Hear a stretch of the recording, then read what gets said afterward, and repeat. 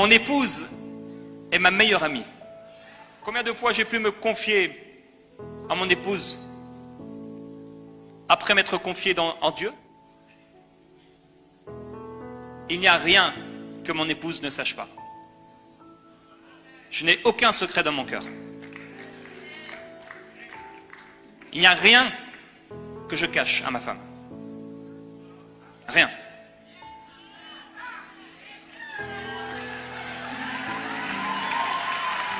Elle sait tout.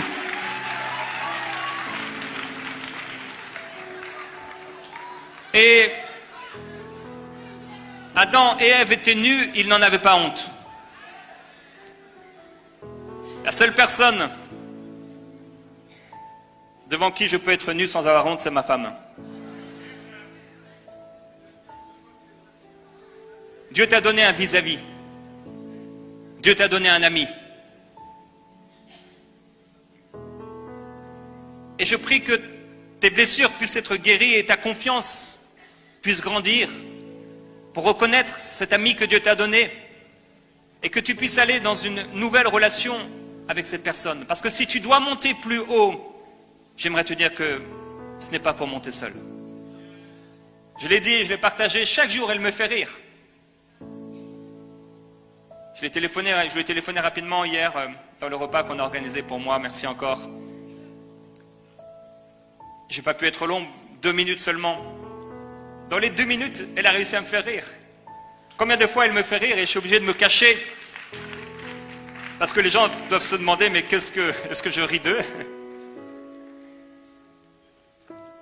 Mon épouse est une amie précieuse. Devant elle, j'ai pleuré. Il y a des hommes, ils pensent qu'il faut se cacher pour pleurer. Jésus pleura.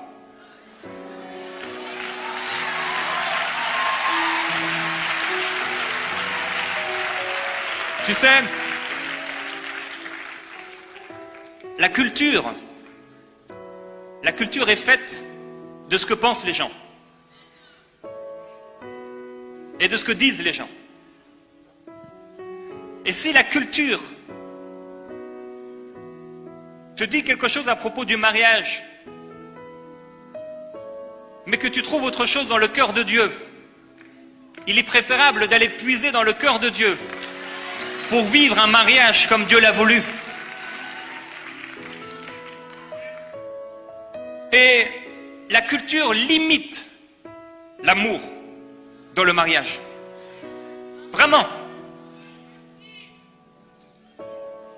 Au point où la culture, à un certain moment, faisait en sorte que le mari avait son lit et la femme avait son lit. Le mari avait sa chambre et la femme avait sa chambre. Il n'est pas bon que l'homme soit seul. À part lorsque je suis en conférence et que je dors seul, tous les jours je dors avec ma femme. Ce n'est pas une révélation.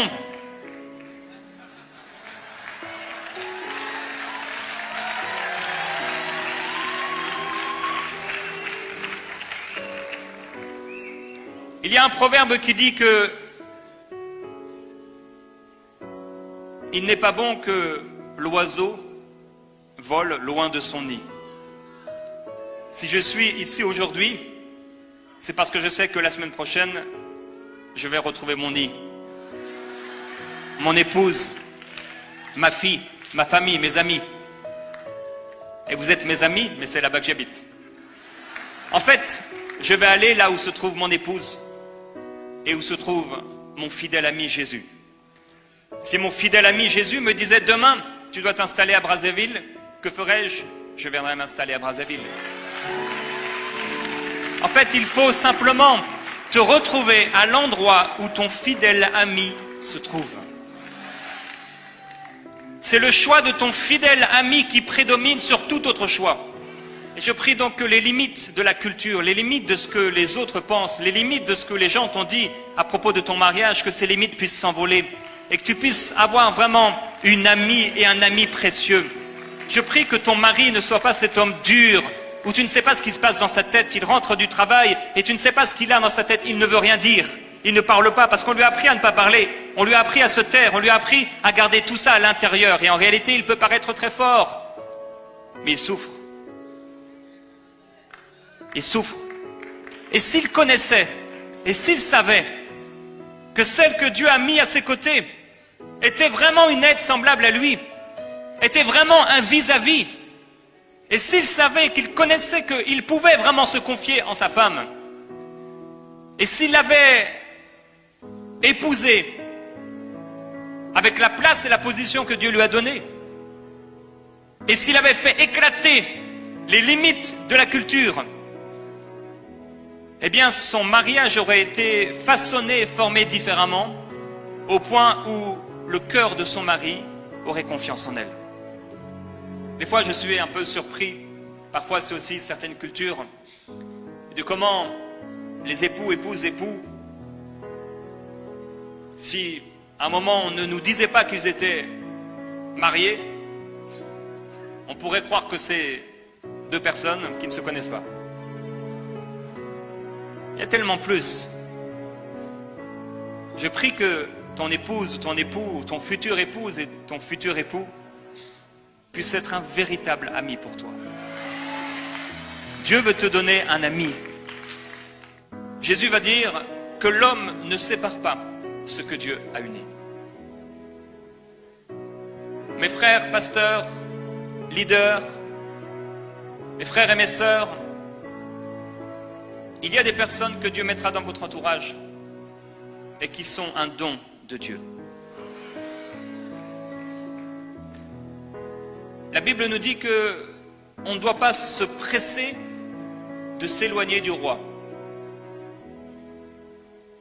Et il y a des personnes que Dieu met dans nos vies qui ne sont pas là par hasard.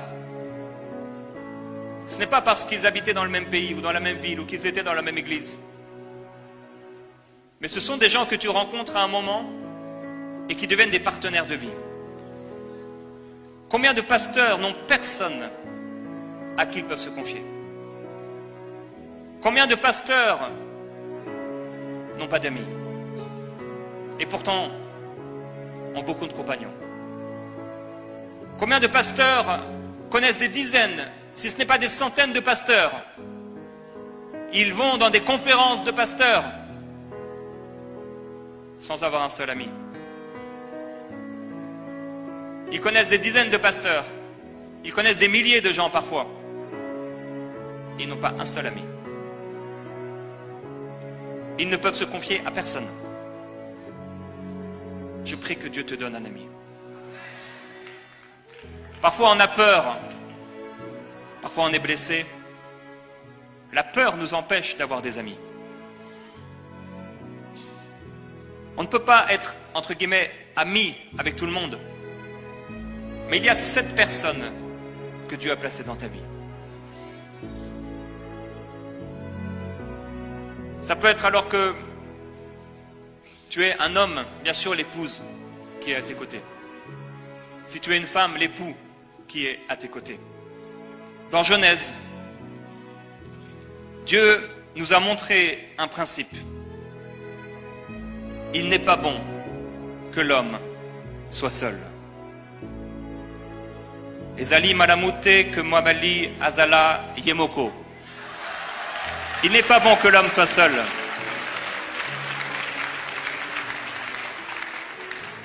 Alors, en sortant de l'avion hier soir, on m'a demandé qu'est-ce que vous pensez que le peuple devrait s'attendre avec votre passage.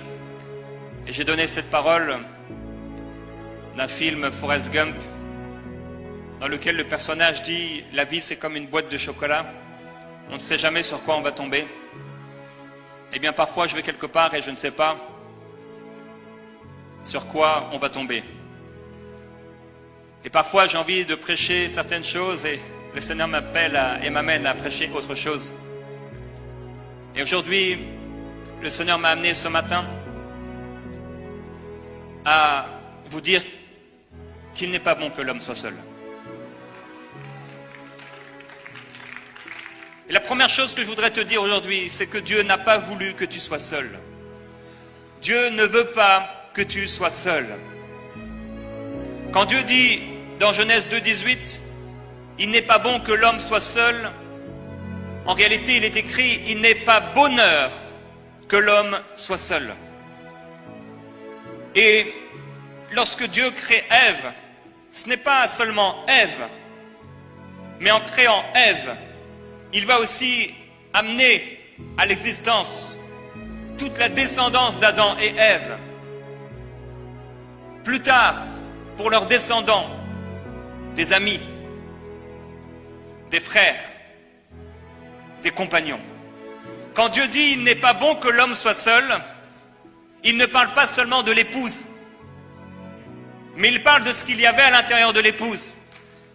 Ève allait engendrer des amis, des frères, des sœurs, pour ses propres enfants et pour nous-mêmes.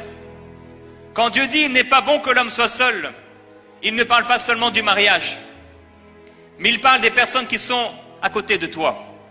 Et si Jean n'avait pas eu la possibilité d'apporter le message de l'Apocalypse, la révélation à la multitude des disciples et des croyants, eh bien sa révélation n'aurait servi qu'à lui.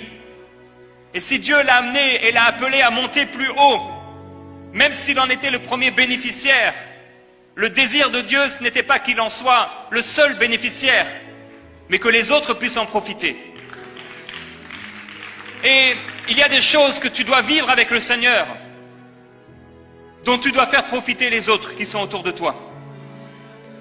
Et Dieu, lorsqu'il dit « il n'est pas bon que l'homme soit seul », Dieu est en train de te dire « il n'est pas bon que dans cette vie tu marches seul. Celui qui trouve une femme trouve le bonheur, et celui qui trouve un ami trouve le bonheur. » Chaque jour, je l'ai partagé, je suis en prière avec vous dans cette émission. Mais s'il n'y avait pas eu, comme je l'ai rappelé à Kinshasa, s'il n'y avait pas eu Michael Lebeau, qui a reçu cette vision, s'il n'y avait pas eu mon épouse pour m'accompagner, pour m'aider, pour me consoler, pour me fortifier, je ne serais pas devant vous aujourd'hui. Si je n'avais pas eu des amis, si nous n'avions pas eu des frères et des sœurs qui sont là derrière la caméra, en régie, s'il n'y avait pas eu des frères et des sœurs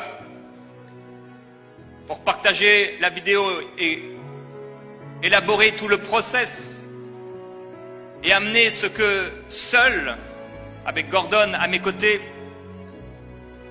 à moins que j'ai un invité, je suis seul là, dans ce grand studio, eh bien, ma voix n'aurait jamais pu vous parvenir si Dieu ne m'avait pas donné des compagnons de route et des amis. Dieu ne veut pas qu'on soit seul. Et lorsque Jésus était sur la terre, il n'a pas voulu être seul. Il a cherché à être accompagné. Dieu ne veut pas être seul. Il veut être avec toi. Dieu n'a pas voulu être seul, et c'est pourquoi il a créé une multitude d'anges, l'armée céleste. Mais il voulait quelqu'un qui soit particulier, avec qui il pourrait être en relation, qu'il pourrait voir, s'épanouir, l'aimer, créer, grandir, manifester, démontrer son amour. Dieu aime lorsque on lui démontre notre amour. C'est pourquoi lorsque Marie vient avec cette idée inspirée de son cœur, apporter ce parfum de grand prix, le faire couler sur le Seigneur, briser le vase, alors que les religieux et les pharisiens, Judas, est choqué de la démonstration d'amour de cette femme. Jésus dit, on parlera, on rendra témoignage de ce qu'a fait cette femme partout où la bonne nouvelle sera prêchée.